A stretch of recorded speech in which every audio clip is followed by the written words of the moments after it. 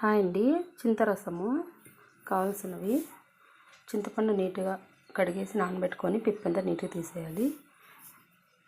చిన్నరగడ్డలు, తెల్లగడ్డలు, జీలకర్ర,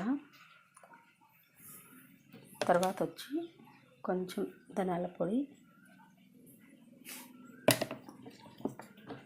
2 స్పూన్ల కారం,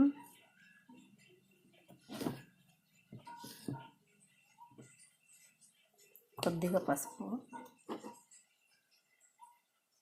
ఇవి బరగ్గా గ్రైండ్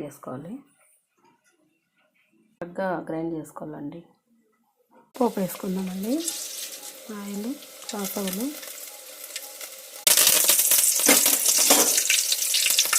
వేసేయాలండి. బాగా ఫ్రై చేసుకోవాలి.